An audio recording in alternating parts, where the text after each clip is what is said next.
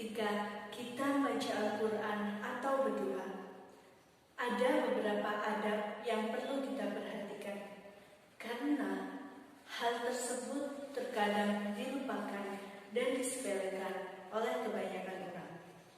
Lantas, apa saja sih adab ketika membaca Al-Quran dan berdoa? Sudahkah kita menerapkannya dalam kehidupan? Untuk lebih memperjelas, simak pembelajaran berikut dengan sungguh-sungguh ya. Semangat!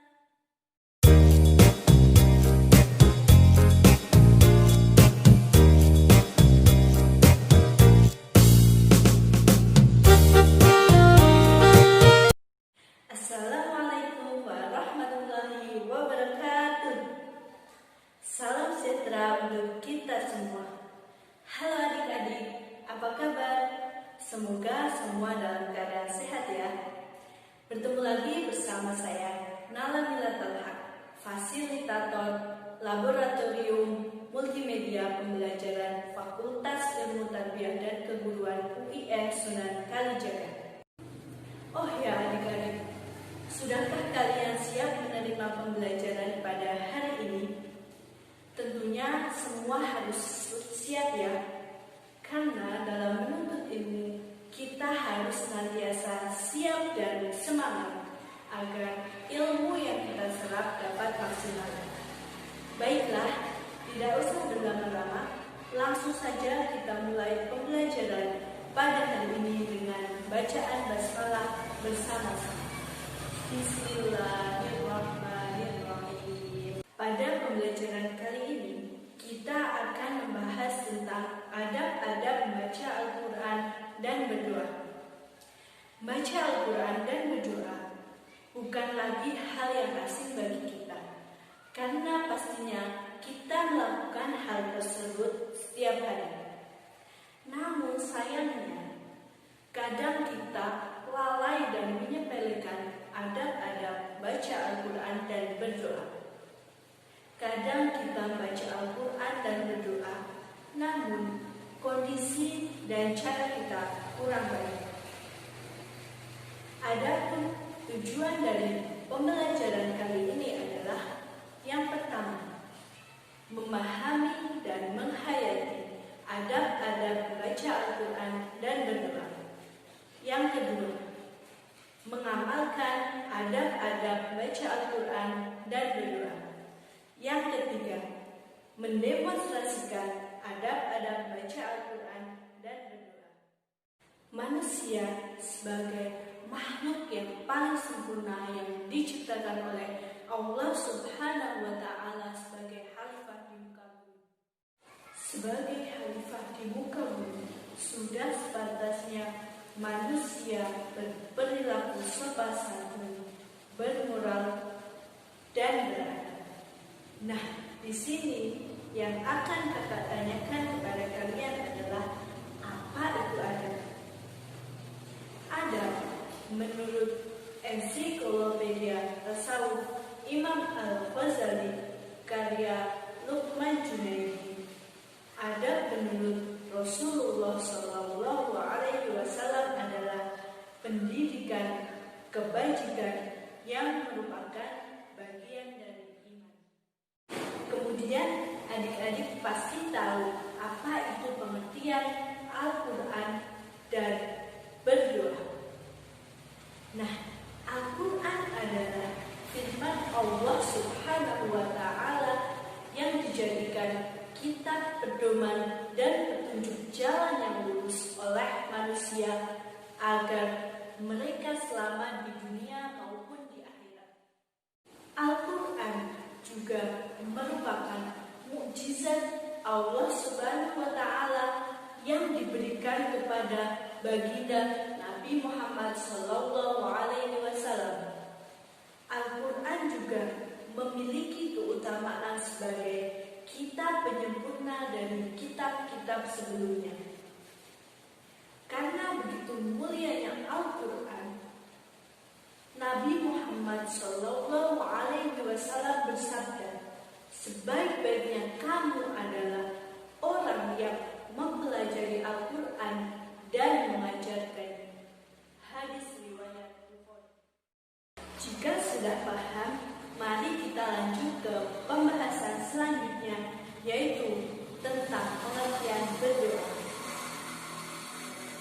Berdoa merupakan inti dari suatu ibadah, di mana dengan berdoa seorang hamba menyatakan kelemahan, kebutuhan, dan kekurangan akan pertolongan Allah Subhanahu wa Ta'ala. Tanpa Allah Subhanahu wa Ta'ala, manusia bukanlah apa-apa. Dengan berdoa, kita berharap dan memanjatkan hajat-hajat dengan harapan Allah Subhanahu wa Ta'ala akan mengabulkannya. Demikian tadi pengertian dan pembahasan tentang adab, Al-Quran, dan berdoa. Semoga dari pembahasan-pembahasan tersebut dapat menambah pengetahuan adik-adik semua. Baiklah adik-adik, kita akan memasuki materi inti dari pembelajaran kali ini, yaitu yang pertama adalah adab-adab ketika membaca Al-Quran. Yang pertama dari adab membaca Al-Quran adalah membaca dalam keadaan suci, duduk yang sopan dan tenang. Lantas, apabila kita membaca Al-Quran namun tidak dalam keadaan suci, apakah itu diharamkan? Jawabannya tidak. Mengapa demikian?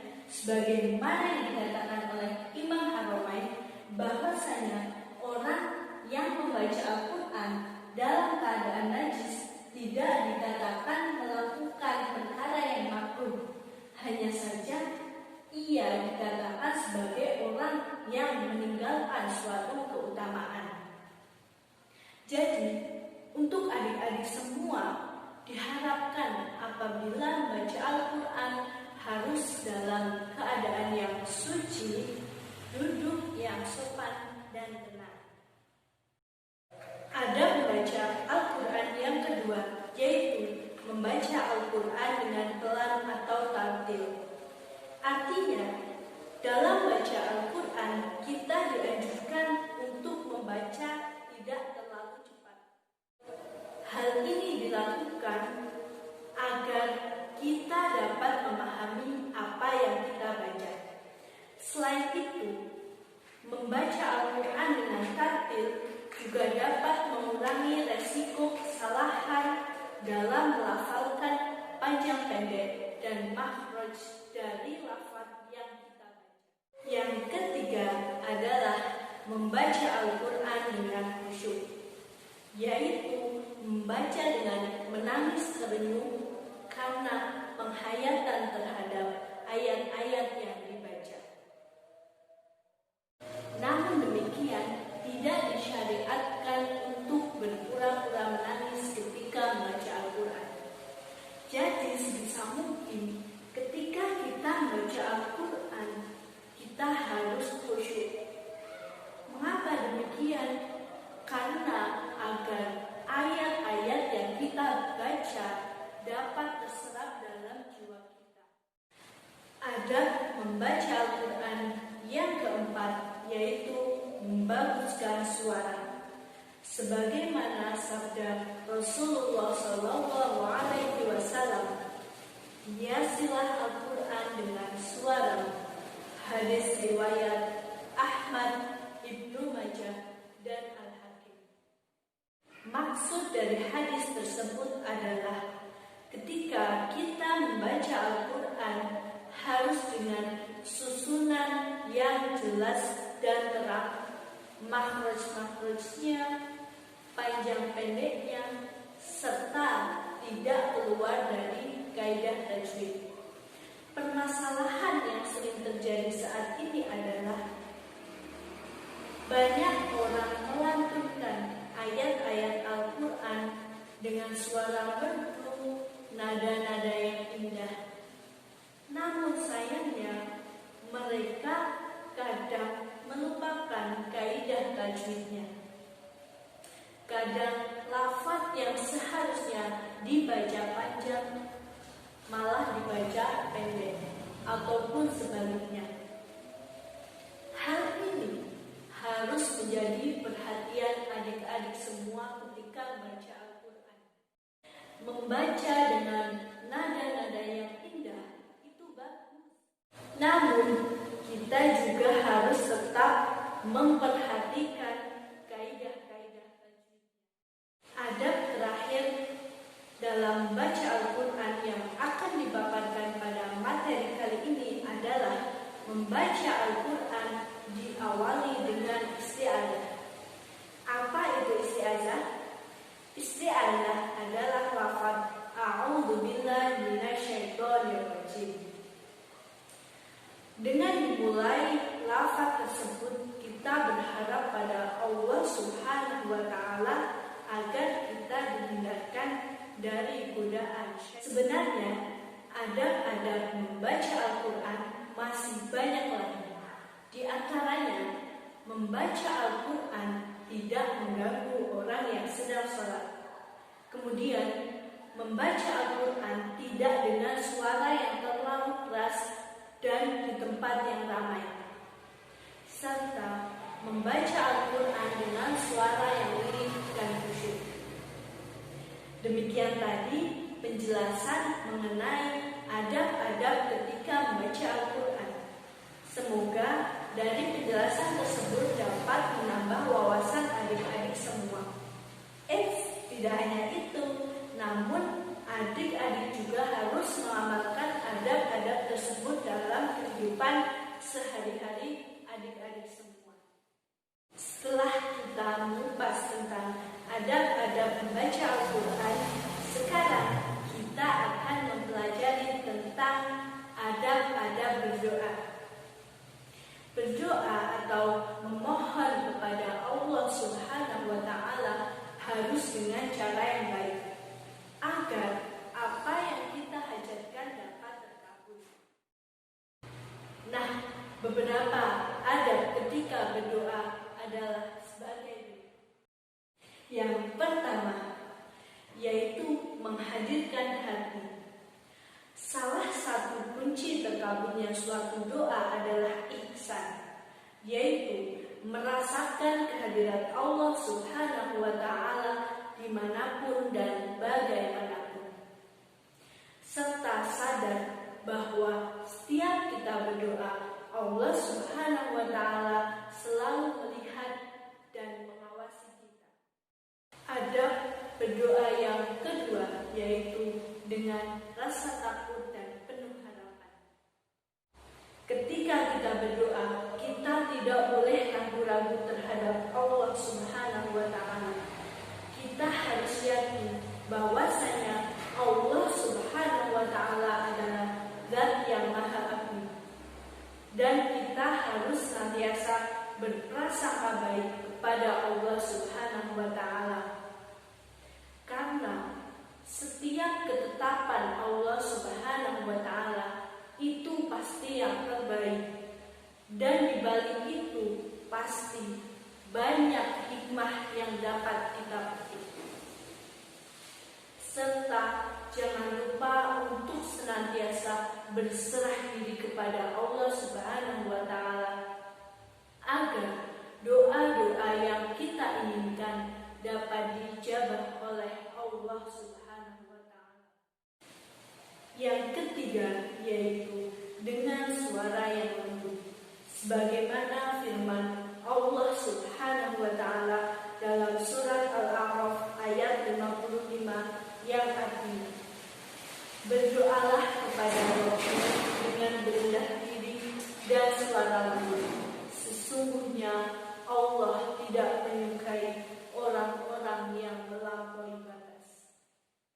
Yang keempat dari adab-adab berdoa adalah dimulai dengan beristighfar, yaitu memohon ampunan serta penyesalan terhadap doa-doa yang telah diperbuat. Sebagaimana para nabi dan rasul telah dijelaskan dalam Al-Quran cara-cara mereka dalam berdoa. Contohnya Nabi Adam alaihissalam, Nabi Nuh alaihissalam, serta Nabi Yunus alaihissalam. Ketika para nabi berdoa, mereka